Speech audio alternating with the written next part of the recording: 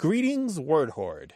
We're here with an exciting option for you, a version of our podcast without any ads. That's right. No advertising interruptions, just the content you love, ready to go in your favorite podcast apps like Spotify and Apple Podcasts. It's another way to support the show, ensuring that we keep bringing you the word stories and language explorations that you love. Try it at waywardradio.org/ad-free. And it's affordable. For just a small subscription fee, you can enjoy A Way with Words uninterrupted, except by us. Plus, it makes a great gift. Know somebody who loves language as much as you do? Give them the gift of words. Easy to sign up, easy to enjoy. It's the same A Way with Words, just streamlined for your listening pleasure. Go to waywardradio.org/ad-free. Support us, support the show, and enjoy an ad-free listening experience. waywardradio.org/ad-free. Thank you. You're listening to A Way with Words, the show about language and how we use it. I'm Grant Barrett. And I'm Martha Barnett. And this week I want to start the show with an apology. Oh. You remember the call we had from John? He lived in Tennessee, and he wanted to talk about whistle pigs, the term whistle pig, and how that's another name for groundhog. Well, in that call, I mentioned marmots, and I said that they were small and mouse-like. And we got an email from David Bainbridge in Mira Mesa, California. And David writes, "You have slandered marmots by saying they are small and mouse-like. Our western marmots are magnificent creatures, lovely golden fur and chunky, up to 12 pounds. They do whistle. I've watched them at work, asleep in the sun, and at play in the Sierra and Colorado Rockies. One of my favorite memories is of a couple of young marmots enjoying sliding down a snowy slope in spring. They would romp back to the top to go down again. Another time in Colorado, we found 2 marmots living in old, quite large boilers from a long-abandoned mine. They looked like crew members on a steampunk submarine." That's awesome. So, David, you'll be happy to know we put up a fine specimen of a marmot to illustrate that entire episode, we all did right? indeed. So thank you very much for your email. That was an excellent apology, Martha. I'm Thank sorry you. I laughed, but David, you're cracking me up, dude. The art of the apology. Even marmots deserve apologies, or especially marmots. We'll take calls from you and any marmot, 877-929-9673, or email us words@waywardradio.org. Hello, you have A Way with Words. Hello, my name is Joe Fisher, and I'm calling from Tallahassee, Florida. Hi, Joe. Welcome to the show. Hello, Joe. What's on your mind? Well, I have this word that I've been wondering about. I originally come from a little town called Aberdeen, South Dakota, and we have a primarily Scandinavian background. And my grandparents would always throw around this word called oofta, and basically, an exasperation, kind of like, oh, I got to walk up this hill, oofta, that kind of thing. And I always ask, what's the actual definition or history of the word? And they would always say, well, oofta means oofta. Well, that's helpful. Oofta means oy vey. Yeah. Oy vey. Yeah, kind of. And so what other circumstances would you hear this? Mostly in times of when you're being tested. It's like, oh, I gotta go out and shovel 15 feet of snow. Oofta. Or, oh, today was a long day. We did, nothing but making lutefisk and lefse. Oofta. What's a lefse? I know what lutefisk is. It's basically a flat pastry kind of. I'd have to remember exactly how they made it, but you put butter on it and sugar and you roll it up, and quite tasty. Yeah, sounds Basically ideal. get the taste of the lutefisk out of your mouth. Oh, that's good. And it seems to come from Norwegian, yeah. UFF, and the next word is DA, da, oof, da. And it means exactly what you're saying. It's an expression of surprise or disgust or pain or something that, I don't know. How would you describe it, Grant? A word that... Yeah, I think the dictionaries say disgruntlement or unhappiness or concern or disagreement. It's like just anything on the negative spectrum of emotions. Yeah. Okay. Yeah, and it's mostly heard in Minnesota and Wisconsin, and it's spawned a whole industry, really. I mean, if you do a Google image search, there are so many products from that area that you can that have oofta on them. I think you can get oofta on a casket now. It's just everything can have oofta on it. I always use it to test people tell me they're from the Midwest. I'll use it as like a code word. I'll be like, oh, yeah, you know what oofta means? And if they go, oh, yeah. There I go, you go. okay. And if they're like, no, and I go, yeah, you're not really from the Midwest. Yeah, classic shibboleth, right? Yeah. Just proving that they're insiders. Yeah, right. You might want to get the T-shirt that says, what part of oofta don't you understand? That's a great one. That's pretty much what we know about it. I mean, if you go to Minnesota and Wisconsin, you will definitely be understood if you say it does oofta. trickle in some of the neighboring states. Yeah. The Dakotas, Iowa, but mostly in those two states Yeah. where all the Scandinavians settled. Oh, awesome. Yeah. Joe, thanks for your call. Really appreciate it. Oh, thank you so very much. All right. Cheers now. Take care. Bye. Bye-bye.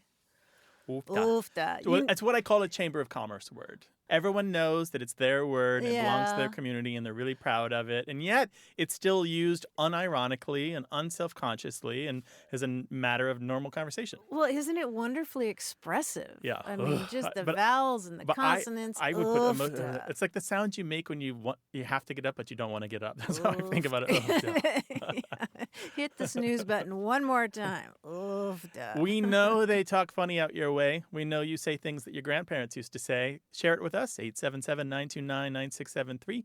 Email words@waywordradio.org or hit us up on Twitter at WAYWORD. Hello, you have a way with words. Hi, my name's Sarah. I live right near Appleton, Wisconsin. Okay, cool. All right. Are there lots of apples there? I've always wondered about Appleton. Oh, gosh, no. Oh, too bad. Really? No, there's it's a lot of cows and Well, that's just like nice. anywhere else in Wisconsin. But yeah, Okay, it's lot a of beautiful place to cheese. live. Okay, good. Yeah. All right. So what is up? What is on your mind? Well, a while ago I was listening to one of your shows and you were talking, somebody was asking about weird and unique things that family members say. Kind of, I guess wondering along the lines of, are they normal things to say or did just that one person make it up? Right. And my uncle had always some unusual things that he would say. And so I was wondering along those lines if it's something that he just said himself or if it was a thing. Oh, what is it? Okay. Well, one of the things he would just kind of blurt out at random intervals, he would say, the worm has turned. And he would say that a lot. And it wasn't, I have no context to give that to you in, because sometimes it would just be a random interjection. Really? But the worm has turned. What do you say? I'm imagining him saying, I'm laughing at because in my head he's saying this in a dramatic moment where drama is not required. He's just like, the worm yep. has Sometimes turned. that would be exactly right. Yep. But he was never off of his soapbox. He's that kind of fellow. Okay, but it's a Never strange off of non his sequitur. It really is. That's a strange Yeah. thing just to throw into conversation. Yeah. Did you talk with him about it at all? No. When he started, you just kind of sat and listened. I see. Yeah. And it never occurred to me to ask about it until, as I said, this other show, people were talking about funny things that relatives said. And I thought, yeah, he said some weird stuff. And I never knew what he was talking about. That is pretty funny. I've never heard of it being just thrown out at random intervals. Well, it could have, like I said, he could have been ranting for a good time about a variety of things. And I just... Yeah, tuned him out. But and that's the then it only thing that stuck. yeah. And then when you tuned it back in, he was saying, The worm has turned. the worm has turned. We know a little bit about that, though, don't we? We do. Yeah, the turn in this sense has to do with striking back. If you're attacked or harassed over a long period of time, it goes back to a proverbial saying, even a worm will turn. Meaning even the lowliest creature, if you bother it long enough, if you pester it long enough, it's going to turn and fight back. Turn on you, to turn on somebody. Right. Okay. Right. To turn All right. on you, to turn against you. And you'll be pleased to know that your uncle's expression goes all the way back to Shakespeare. No, well, that's fantastic. Shakespeare, where? How about Where is that? Shakespeare? In Henry VI, Part 3, there's a little passage where one of the characters is talking about how the smallest worm will turn being trodden on, and doves will peck in safeguard of their brood. So something Wow. small will get its Yeah. revenge, and Yeah. something gentle as a dove will also Right. fight back. Yeah. Wow. When you don't That, even expect that cast my uncle in a whole new light. it does. He's been quoting Shakespeare all this time, and I didn't realize it. Pretty much, yeah. I might have to share that with him. I think he might be surprised himself. Well, Find out cool. what he's been saying. I'll let you guys know as soon as I catch up with him. All right, thanks, Sarah. I think you can find him on his Thank soapbox. Thank you guys so much. Bye-bye. Bye-bye. Bye.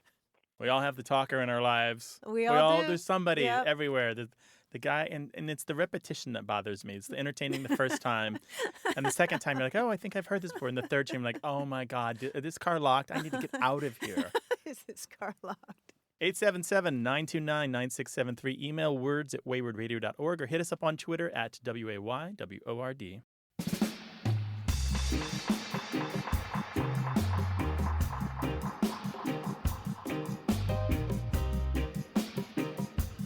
I love this way that English speakers have of elaborating on phrases to make them even more powerful. I was looking in a dictionary of words from the Old West the other day, and there was the phrase raise hell, but then there were elaborations of it. And my favorite was raise hell and stick a chunk under it.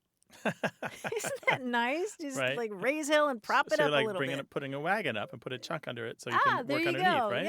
Yeah. Or raise Mary hell and put a shingle on it. Right, like raising a house, right? Yeah. 877-929-9673. Hello, you have a way with words. This is Garrett calling from San Diego. Hey, Garrett. Hi, Garrett. What's up? I had a question about something that my great-grandma used to say. If you asked her a question, she would say, you bet your boots or you bet your britches. So this was her way of just affirming something for you? Like you were having a conversation and she really firmly believed something, she might say, you bet your boots. Just like that. Okay. And you were curious about origins or anything else on that? Yeah, or if anyone else said that or she just made that up. No, Oh, it's no. super common. That's definitely something a lot of people have used. It connects to this larger trend in American English where gambling culture is interwoven. For example, you might say, oh, I'm so tired, after a long day of gardening. And another person might say in response, I bet, meaning, yeah, you are. Or, are you ready to go? You betcha. You bet. I am ready to go is what that means. Or you can say somebody is holding all the cards, right? If they're holding all the cards, that means that the situation is really ideal for them and they're likely to get what they want. Or you might say somebody's not playing with a full deck, which means that they are not acting like a normal person would. But this particular phrase is about putting everything on the line. You bet your boots, you bet your britches. Imagine a card table where you're out of money, you're out of chips. You've pawned the gold watch already. There's nothing left. Your pink slip for the car is already on the table.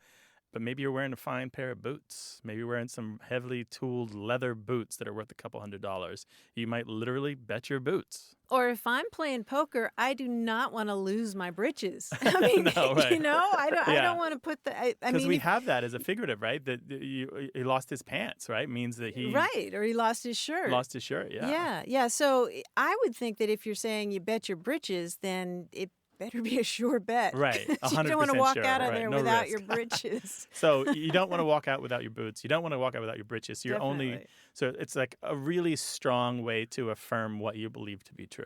Cool. All right. Well, thanks for your call, Garrett. Really appreciate it. Yeah, thank you guys. Take care. All right. Bye-bye. Bye-bye. Call us with your language question, 877-929-9673. Join our community of language exploration. Share your stories as A Way with Words continues.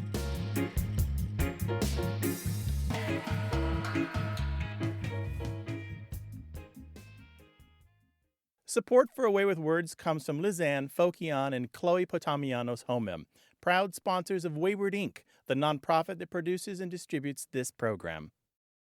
You're listening to A Way with Words, the show about language and how we use it. I'm Martha Barnett. And I'm Grant Barrett, and in the doorway is our quiz guy, John Chinesky. Hi, John. Hi, Grant. Hi, Martha. Hey, What's John, up? come in. Thank you. I'll come right on in. Here I am. I have a seat, and I'll sit, and I'll talk to you guys All for a right. while. It's very nice out, so I'm thinking about, a road trip, and I'm thinking it's time to hit the road and play the license plate game again. Okay. Oh, yay. Which one is this? This is the one where I give you 3 letters from a license plate of a car going by, and you have to give me a word that contains those letters. Now, usually we play that the letters don't have to be together, but today, to mix things up, we're going to play that the letters do have to be together, but they must be in the middle of the word, okay? They can't be at the beginning or the end of the word. For example, if I said OGE is on a license plate going by, you could say together. That contains the letters OGE in order. Okay. Together. Here comes a car now. The letters are BBO. Abbott. Ooh. Abbott, right out of the gate, the shortest one I could find. Abbott, very good. My favorite word with BBO in it is shibboleth. Ooh, there we I go. just like that word. Good one. Let's go on to the next one. Number 2. Here comes a car, and it says Zen, Z-E-N. Not easy. And not zenith because it's at the beginning. Is there an anti-zenith? Oh, good. Let's say you've got a cold, and your throat is sore. Lozenge. No dose. Yes, lozenge, Oh. very good. If you're out there and you're Yeah. saying benzene, that's very good. nice Oh, too. okay. Or citizenry. Oh, yeah, How sure. about STC? STC. STC. Waistcoat. Yes, waistcoat is on my list. Very good. Waistcoat. Oh, nice. I think That's I have good. and I have a word that is one letter shorter than that. Since we're on a road trip, we might as well send home a postcard. Oh, there we go. Postcard. Okay, let's try a couple more. TWO. 2. Oh, TWO. TWO. I'm trying that division thing you mentioned. I know. Yeah, it's, it helps. In this case, I think it helps to divide between the first letter and the second. Network. Yeah, I was going to say. Yes, oh, network. That's the shortest one I could find. Very good. Cutworm. Cutworm Oh, is good. good. That's good. Cutworm or cutwork. Very good. Here's the last one. ACA. Facade. Facade is wonderful. Yes, nicely done. Jacaranda. What's a jacaranda? It's a tree with purple okay. flowers. Very nice. Purple Common flowers. here in Yeah. San Diego. Oh, yeah, not in New York so much. Not so much. But I have something slightly shorter than facade. I have a fracas, Oh. but I also have cacao. Cacao. Okay. Cacao. All right. Anyway, those are a trio of letters in the license plate game. You guys did really, really well. So Are we where there are we yet? now? Yeah, it's a tough game. Now, where are we? John, thank you so much. Thanks, buddy. Thank you, Martha. Thank you, Grant. Bye. This is the show where we goof around when it comes to language, so give us a call, 877-929-9673, or send us your stories about language to words@waywardradio.org. Hello, you have a way with words. Hi, this is Anita. I'm calling from Lindenhurst, Illinois. Hi, Anita. Hi, Anita. What's up? Well, I love my unabridged dictionary, and I would have a very hard time parting with it, but I have some questions about it. Oh, we like you already. What dictionary do you have? I have the Random House Dictionary of the English Language, the second edition, unabridged, 1987, and it has a dedication to the memory of Jess Stein. Okay, 1987. Okay, so what are your questions? Well, the first thing that tells you is that was pre-internet. Yeah. So, our language has picked up a lot of words since then. And it occurred to me, my unabridged has its own little book stand and a reverent place here in my office at home. And I love it. But it's really huge. And so I wondered, when we pick up new words, as we have with the internet especially, in order to keep it from being bulky, do they drop off words? Oh, yeah. That's a yes and no answer. I'll just give you that. So the unabridged is a special case compared to all other dictionaries. So we're talking only about these massive dictionaries that try to be as inclusive as possible. All right? So just to make sure our constraints are clear here. I talked to the editors, some of the editors and lexicographers at Merriam-Webster about this, Peter Sokolowski, Corey Stamper, Emily Brewster. And what they said is in between the first and the second editions of the Merriam-Webster's unabridged, some words were removed. But between the second and third, and they're working on the third now, they're not going to remove anything because the third edition is going to be all online. Right now, it doesn't look like they're actually going to make it paper. And so the words that are taken out for unabridged, though, tend to be proper nouns that are no longer significant, or they tend to be errors or things that are so utterly archaic that they're like in one source ever. Like maybe it was like one word used one time in one really rare manuscript from 1412 or something. And there's just no reason to include it there. But for the most part, they try to keep as much as they can. Now, smaller dictionaries, now that we're not talking about unabridged, they take stuff out all the time, but they never tell you that. They do. Sometimes they'll take thousands of words out between editions, and for the really small dictionaries, sometimes they're completely new. It's not even a revision. It's just new content they brought over from another dictionary and stripped down to meet the needs, the size constraints, and the topical restraints. Now, you're in a particular position here, Anita, with the dictionary that you have, that Random House has long since, decades ago, stopped working on any dictionaries. They do not update that dictionary anymore. They do not even have a lexicography program. That whole program was canceled in the 90s. And so you will never get an update to that dictionary. Wow, I have a precious addition here.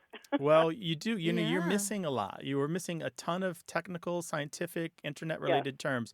And I'm not talking about OMG and LOL. I'm talking about scientific advances in DNA and the chemistry and space exploration. I mean, you're missing probably, I'd say, 10 to 50,000 entries easily. So what would you say, if I may ask, is there a year that has already been printed that would be the most updated with all of that information in it? I always recommend 2 dictionaries, that everyone have 2 dictionaries, because they each have their own strengths.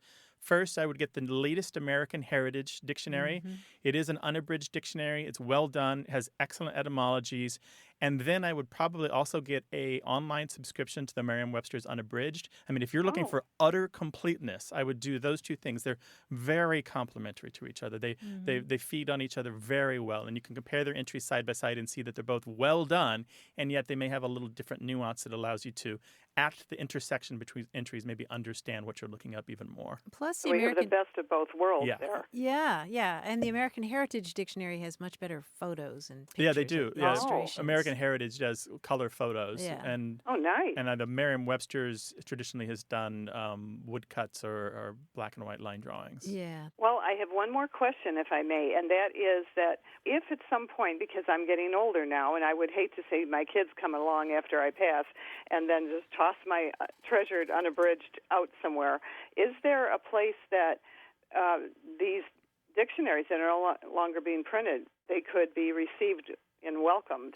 as a donation? I mean, is there a place like that? There is. The dictionary that you have is not particularly rare, or they're not going to accept it probably. You might take it to a bookstore and see if they would buy it, but it's only going to go for a few dollars. But there are places like in Terre Haute, Indiana, there's something called the Cordell Collection, which is a really great family collection of a wide variety of some incredibly rare and valuable dictionaries, but some are in there just because they represent a life's work for a lexicographer, or because they're the best of their kind and that sort of thing. So there are places that do record and keep dictionaries for all time. They save them so that centuries from, or even millennia from now, we will not have lost their contents. Yes, especially as we're going online. I just love to think that they are being preserved. Yeah. Anita, I want to thank you so much. You have such the best questions, and they speak to the dictionary editor in my heart. Oh, thank you so much. Yeah, our Thanks pleasure. for calling. Bye-bye. Bye-bye. Bye-bye. We do have dictionary recommendations on the website. If you're looking to buy a dictionary and you want to see more fully my opinions on which dictionaries are good to go, just go to waywardradio.org and look under references. Hello, you have a Way with Words. Hi, this is Carrie Thompson. Hi, Carrie. Where are you calling from? Actually, I'm from San Diego, but I'm actually in D.C. today. Welcome to the show. How can we help? My grandmother, who is very, very superstitious, when we were growing up, she did this thing that has stuck with me, and I do it mentally in my mind whenever it happens. That basically, whenever we walked in, either one of us was on either side of a pole or something kind of divided us, and we were on either side, she would say bread and butter. I have no idea why she said that, and it's the funniest thing because now she's gone, but mentally, whenever this happens, I mentally say it in my head as well. And so I was just curious if this is something that she made up, or where did it come from? And is it tied to being superstitious? Do you feel like if you don't say it that something bad will happen? Yeah, I mean, that kind of is the feeling that she conveyed when she said that. Okay. Mm-hmm. Yeah. And so now you say it mentally when you're walking with somebody else, you don't say it out loud? No, with my kids I do, but with people, like with business and stuff like that, I don't say it out loud. Interesting. Yeah, and interesting that you mentioned superstition because it may have its roots in superstition. Mm-hmm. The notion that these two people should be inseparable, and it's sort of an incantation for keeping people together like bread and butter. You can't really separate bread and butter once they're once they're put once together. the butter is spread on there. You can find an episode of The Twilight Zone in which this occurs online. Oh, funny. And it's really cool. It's with a Okay. very, very young and handsome William Shatner.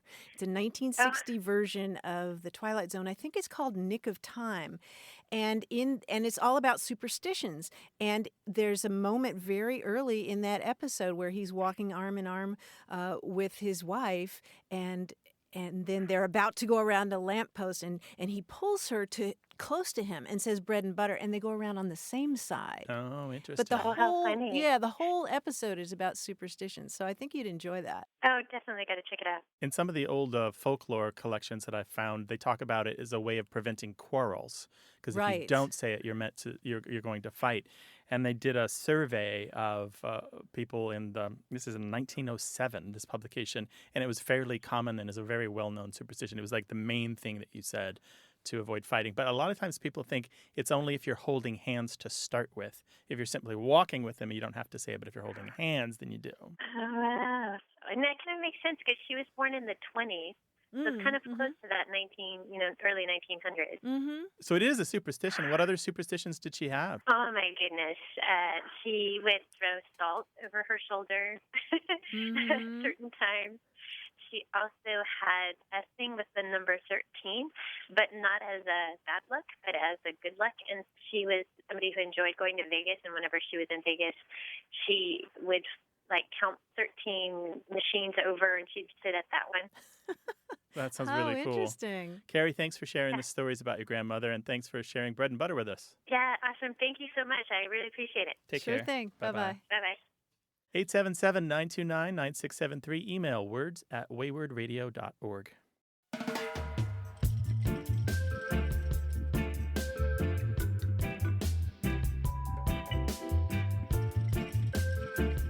John Webster's play, The Duchess of Malfi, written in 1623, is pretty dark, but I do like this one couplet. Glories like glowworms afar off shine bright, but looked too near have neither heat nor light. I think I understand that. It's a kind of a don't look a gift horse in the mouth, kind of.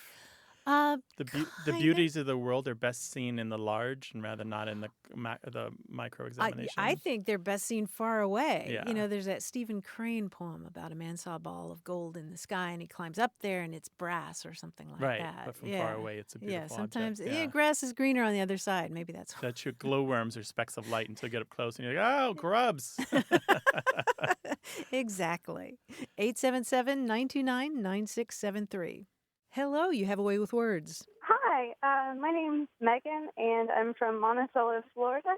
I had a question about a local phrase. A local phrase in Monticello, Florida. I think it might be a misuse. It kind of drives me up the wall when I hear it, and I wanted to know whether that was a valid emotion to feel. Oh, well, let's hear it. Let's find out.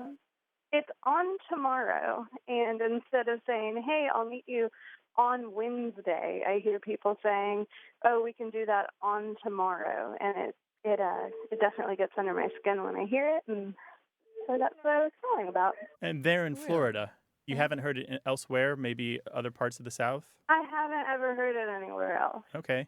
If you ever go to Georgia, you may encounter it there, the Carolinas, and Virginia, because it is known throughout the American South. But the interesting thing is it has roots in dialects in the United Kingdom. And so we're pretty sure that some of those Scots-Irish folks that came over brought it with them to the New World. My assumption was that it came from on the morrow, but I didn't know if the use of it on tomorrow was considered grammatically correct. I think that's a really good idea that you've come up with, on the morrow, which is an old archaism, an old-fashioned way of saying tomorrow. But it's also patterned after on Tuesday or on Christmas or things like that. So there are other ways to refer to time that we do use the preposition on, and maybe there's some borrowing there as well on the same pattern. But you would just rather hear tomorrow. I'm going to see you I tomorrow. would just rather hear tomorrow. And I'm from Illinois, so we have a different way of speaking altogether. So this one was new to me. I grew up in Tallahassee. I've lived in Monticello for about 7 years, and until I moved here, I'd never heard it. So, yeah, it's a dialect feature. I wouldn't call it wrong so much as an unusual dialect feature, but it's well chronicled. It's recorded in dictionaries. It's recorded by people who study dialect. We know some things about it. We've got 100+ years of history, which kind of puts it well out of the common mistake category. Yeah, so maybe you could just reframe it and think about Grant and me every time you hear it. And do a little field work. Just figure out how old they are, where they're from. Do they always just say on tomorrow, or do they sometimes say on yesterday? Because that's another one. I've heard on yesterday also, and that one makes me that one angers me. It seems more wrong. It just seems so wrong to me. So. Channel that anger into science. Do field work, Channel it into information gathering. Use that anger. But it's a real dialect feature, and kudos to you for being observant enough to catch it and understand what you were hearing. I don't just catch it. It produces strong emotions. So, thank you very much. Yeah, for sure. Sure, Megan. For me, and I'll keep an ear out for it for sure. Excellent. That's what we want to hear. Bye-bye. Take care. Bye-bye. It's hard, that first instinct. And, at the risk of saying something that we say a lot on this show, that first instinct is to say they're wrong. Mm-hmm. And your goal and my goal often is to get people to move at least one step beyond that first initial response. Because that is not a valuable response. It's not very productive to say they're wrong. We've got to say, oh, why do they speak differently than me? Right. What are they doing? Who are they? What can I learn about them and where they're from? Yeah. And those are productive questions. Exactly. It's like hearing a new interpretation of an old song. I love it. Yeah. Right? And we're going to say it again. You're like, in my family, we said that old rhyme this way, and you say it that way. Oh. The world is full of wonder. The world is full of wonder. Share your wonder with us, 877-929-9673. Email all your wonder to us to words@waywardradio.org, and share your wonder on Facebook. We've got a really active Facebook group there.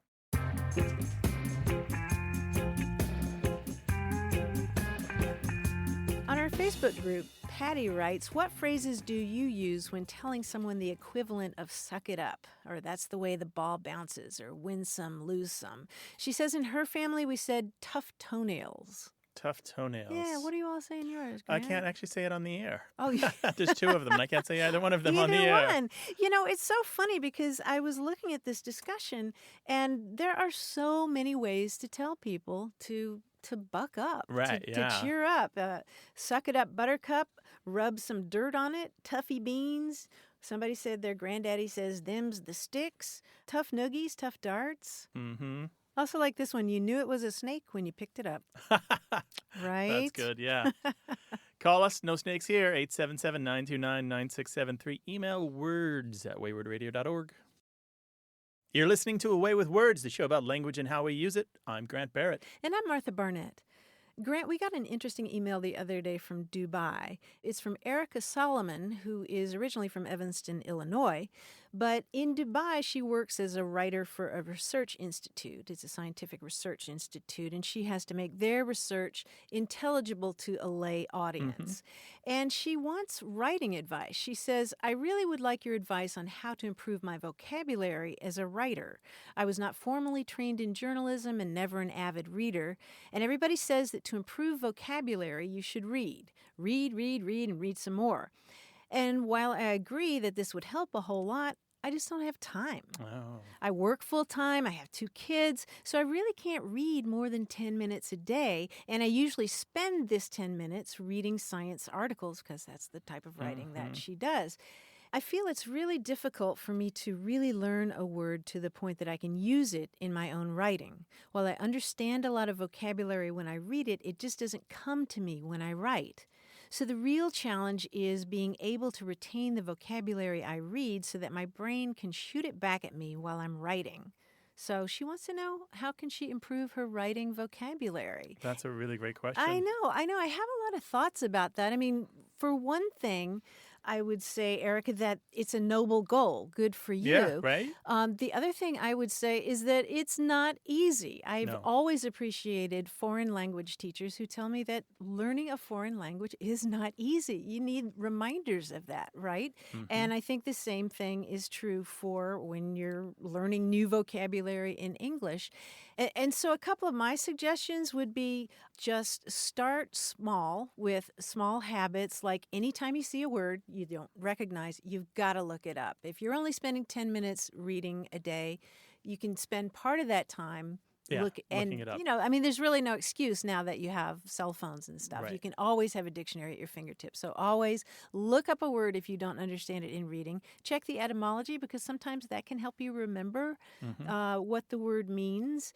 And the other thing that I would suggest is, like trying to lose weight or like trying to save money, build it into your routine. I mean, you can subscribe to a Word-A-Day email. Anu Garg's Word-A-Day email at wordsmith.org has been around for 22 years. Right. And it's really worth it. It it's tricks totally you worth into it. Yeah. And it's real words. Sometimes they're goofy stuff, but most of the time they're useful. And I would recommend a Word-A-Day calendar on your desk. I mean, why not? If you've only got 10 minutes a day, you've got to put it in all the little corners of the rest of your day. Exactly. All those little crevices. I would add two things to that, Martha. And one of them is to listen to more radio, particularly public radio. You can get a ton of public radio streams online. Yep, and look up the words. The other one is to, and also I would add podcast into that. And I don't mean casually. I mean, every morning I'm going to listen to a podcast in the shower, or when I am doing dishes, I'm going to have my headphones on and listen to a podcast. Try to multitask. Radio will do that. And you can absorb vocabulary just as easily that way as you can by reading. And then the second part of that is also listening. Books on tape. They're amazing. Books on tape, you can find quality literature that entertains you and gives you new vocabulary. Can you go to sleep with it? Is it something you can do when you drive? Is it something you can get the kids involved with as well? You would be surprised how much a book on tape can entrance the whole family, and everyone is entertained and learning together. It's really true. And if you've got that phone in your hand while you're listening, you can always look up the words. Stop it and look up the words. Right. So there's tons of strategies here. We know that a lot of other people have gone through this in their lives, said, I need to work on my vocabulary. What can I do? If you have a strategy that we haven't mentioned, let us know, 877-929-9673, or tell us an email to words@waywardradio.org. Hello, you have a way with words. Yes, hello. Hi, who's this? My name is John Noor, calling from Pulteney, Vermont. How can we help you? I used to live in northern Maine, where I was an art teacher. Among all the things that I heard as far as pronunciations and word usage, one thing that I heard quite often, not just from students but also from their parents occasionally, was a grammatical departure, where certain words were used to represent a positive aspect, such as the word isn't actually meant is, and doesn't actually meant does. Can you give us a conversation that might have that? So if I was going to go to a party with Michael and, say, Brian, then I might say, me and Michael are going to a party, and so isn't Brian. Oh, interesting. So is Brian going to the party? Brian is going to the party. Okay. But I would say isn't instead of is. Interesting. And it works for doesn't and won't. Won't does means will. And was that confusing for you when you moved there? It was, especially when I tried to correct my students. They would look at me like I had 4 arms or 3 eyes. Okay, yeah, that would be a problem. Yeah, this is the classic way that this sounds is it sounds like a negative that's being treated as a positive, right? Absolutely. Because that contraction of not, and it almost always exists with an auxiliary verb and not as a contraction, and that's an important part of this. So just to tell you, the best source for information on this is the Yale Grammatical Diversity Project, which has a really great entry on this, academic stuff with real research collected over decades and a map and a variety of things. And one of the things that they talk about at the Yale Grammatical Diversity Project, if you look it up, look for so don't I, because that's a common form of it. They talk about implicature. And what this means is the don't and so don't I is kind of responding to a presumption that the second speaker or the person being talked about isn't the thing that's being talked about. And here's an example that they give at the Yale Grammatical Diversity Project. I play basketball. Yeah, so don't I. And so the kind of implication there is that the first speaker is assuming that the second person doesn't. And the second person is kind of negating that through an affirmation, which is really interesting. Does that make sense? So they're talking directly to the implication that they don't play basketball. At the same time, they're saying they do play basketball. It's really nice. Once it's explained and you start to look at all the different examples, you're like, okay, now I get that. Now that's making sense to me. But it's still alive and well. We have records back well into the 60s, maybe even into the 50s, that show that this particular speech pattern has existed for a long time, and it's just never really left New England except when people from New England take it to their families. But there's no other large community of people that use this particular construction. Well, John, thank you so much for your call. All right, thank you very much. Nice talking with you. Bye-bye. Bye-bye. Well, if anybody's looked at you like you had 4 arms or 3 eyes because of something you said when you moved to a different part of the country, we'd love to hear about it. You can call us at 877-929-9673 or send us an email. That address is words@waywardradio.org.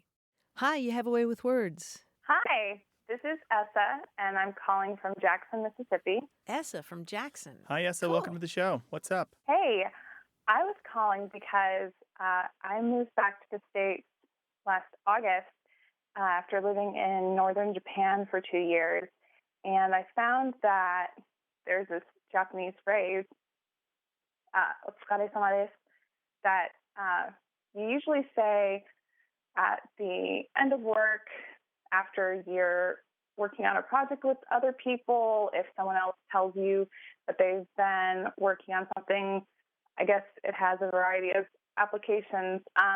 But for me, I found myself stopping from saying it, of course, here where people don't know what it means. Usually when someone else was leaving, or if someone, like I said, was telling me about projects they were working on to kind of express, I don't know, I guess we used it to thank people for working hard. The literal translation is sort of like saying, I know you must be exhausted, but contextually it kind of meant thank you for your hard work. And Essa, what's the phrase again? Can you say it slowly for us? Otsukare-sama desu. Otsukare-sama desu. Something like that? Yeah, it sounds pretty good. And so it sounds like a type of ritual thanking more than, or you say it to someone else that basically says you must be tired from all the hard work that you did, right? Right. I guess that's like the literal translation, but usually it was meant to thank people for their effort. Yeah. So now it just basically feels like a thank you without any other connotations about tiredness or anything like that. Yeah. And it's strange because I was trying to think if there was possibly something that we say in English that could replace it. We do have similar kinds of formal or ritual things that we say at the end of work across the full spectrum of informal to formal. But none of them that are quite the same as this. Most of the ritual exchanges that we know in English are about greeting and leave-taking, and those we're all really comfortable with. But they're really good to look at when we think about, when I say you're welcome to someone, do I actually mean that they're welcome so much anymore? No, not really. These days I mostly just mean, oh, that's the thing I'm supposed to say when you say thank you. And it feels like that's what's happening here with this particular expression. Right. That's a really good point. Yeah, I'm interested that this is ritualized. So every day when you left work, somebody would say this to you, or you would say it to somebody? I mean, it's a regular thing. Thank you for your hard work. Oh, yes. I mean, people would say it when I left the office. Students would say it instead of a greeting. So I guess there's sort of a presupposition that I'm working hard. This is interesting. You know, I Googled around, and there's an article about this on a site called Japanese Intercultural Consulting by a woman named Rochelle Kopp, K-O-P-P, and she talks very much about this phrase, and she talks about how hard it is to translate it into English, because if you said to an American, boy, you look tired from all your hard work, they might take that as an insult. Right. Yeah, so you can't take it literally. Probably. Yeah. And isn't there also a ritualized leave taking where you say, excuse me for leaving first, if you're the first person to leave the office? There is. That was the one I would use more often. Oh, really? Slack American, leaving early. What is that one? Yeah. That one is Osaki Shirei Essa, thank you so much for telling us about this. Take care now. You too. Bye-bye. Bye. All right, bye-bye. 877-929-9673.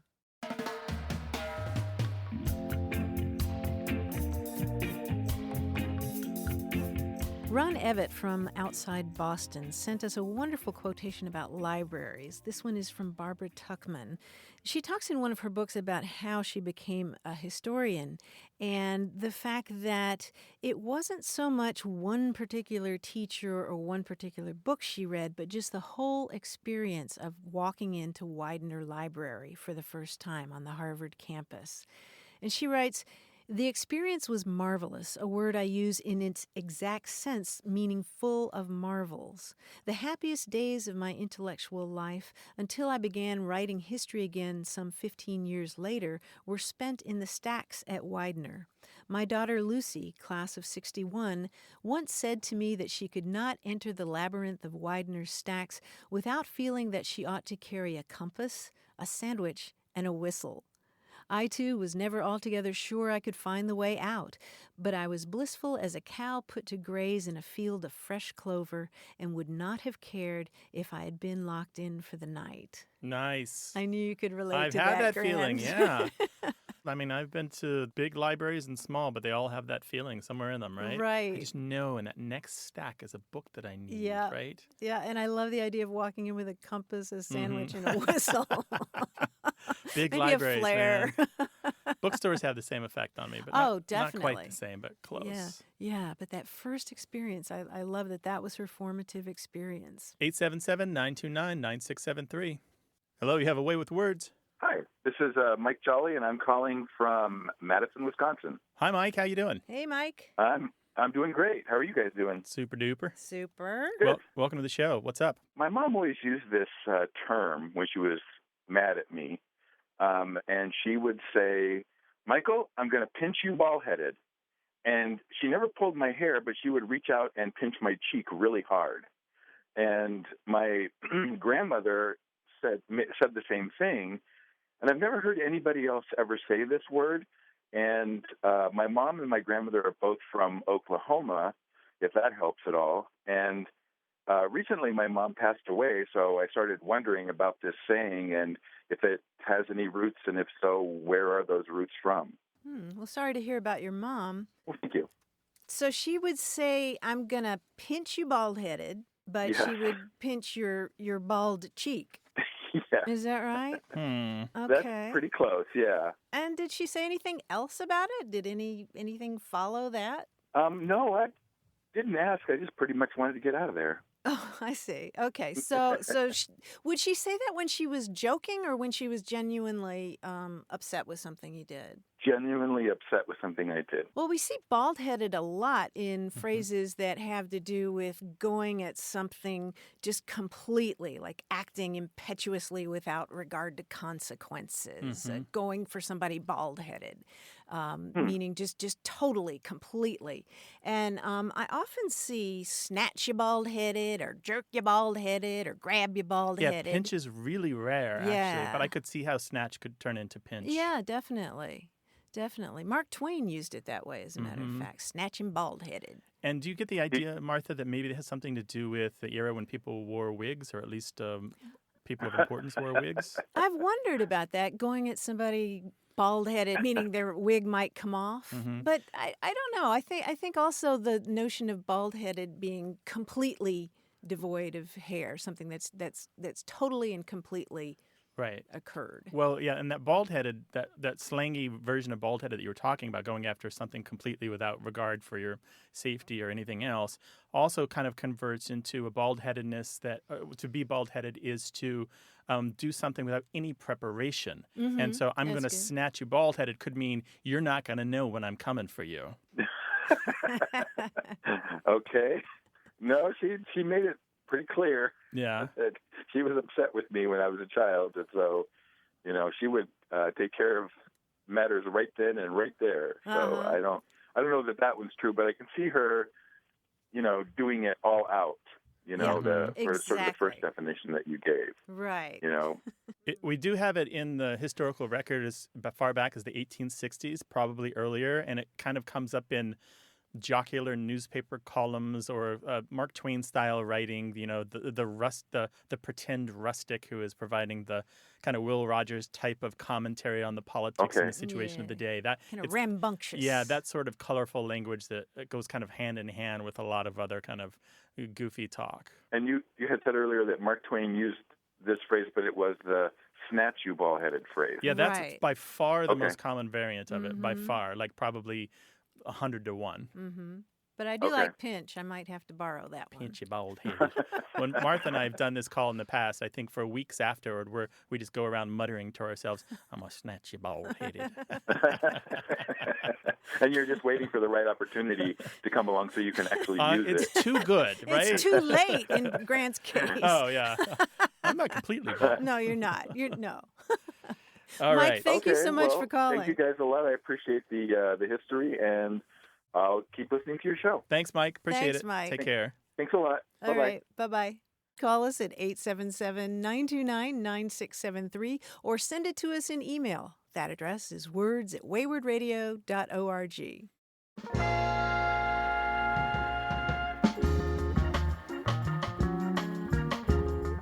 Want more Away with Words? Listen to years of past episodes at waywardradio.org or find the show in any podcast app or on iTunes. Our toll-free line is always open, so leave us a message at 877-929-9673 and we'll take a listen. We'd love to get your messages at words@waywardradio.org or hit us up on Twitter at WAYWORD and look for us on Facebook. This program would not be possible without you. Grant and I are out to change the way we listen and think about language, and you're making it happen. Thanks also to senior producer Stephanie Levine, director and editor Tim Felton, director Colin Tedeschi, and production assistant Emma Kelman in San Diego. In New York, we thank quiz guy John Chinesky and that master of keeping it real, Paul Ruist at Argo Studios. Away with Words is an independent production of Wayward Inc. From the Recording Arts Center at Studio West in San Diego, I'm Martha Barnett. And I'm Grant Barrett. So long. Bye-bye. Hey, listeners, we have a favor to ask. We'd love for you to fill out our listener survey at gum.fm/words. Your feedback is crucial. It's quick, and it helps us make our show even better. It shapes our show, helps us plan, and ensures we're bringing you the content you love. That's gum.fm/WORDS. Thanks for being a part of what we do. Thank you.